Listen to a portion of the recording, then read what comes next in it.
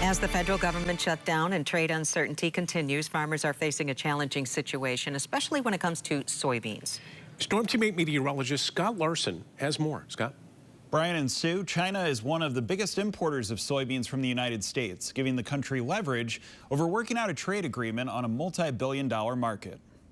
Last year, China purchased just over $12 billion of soybeans from the United States. Through the first 10 months of 2025, that number dropped to zero. Recent trade discussions have restarted the flow of soybeans to China, and there are encouraging signs, but uncertainty clouds the process as the federal government shutdown drags on. Up in the air, a potential bailout for farmers. David Ortega, a food economist and professor at Michigan State University, says that while a bailout would be of some benefit, it's not a long-term solution. What farmers really need isn't necessarily a bailout or a check from the government, but it's really access to export markets, access and a trade policy that is stable and that is reliable and predictable. And this bailout, this aid package to farmers just masks the problem. It doesn't really get to the root of it.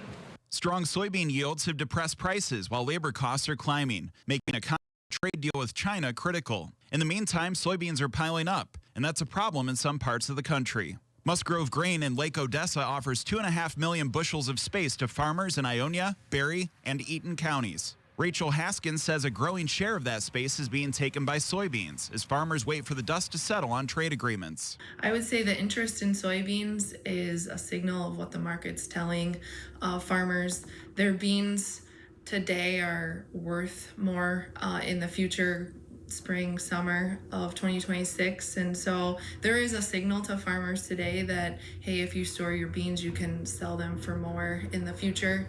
While a storage crunch is happening in the plains, that isn't as large of a concern in West Michigan based on my discussions with local storage facilities, partially because of the drought which limited yields locally and the overall dryness of the product, which is easier to store.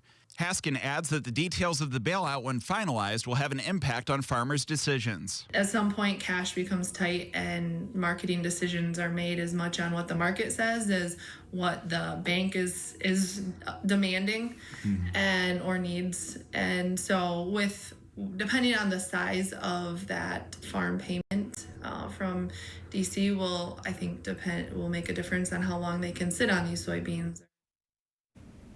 We'll continue to bring you updates as we track the ongoing federal government shutdown and trade agreements as they become settled. Brian and Sue.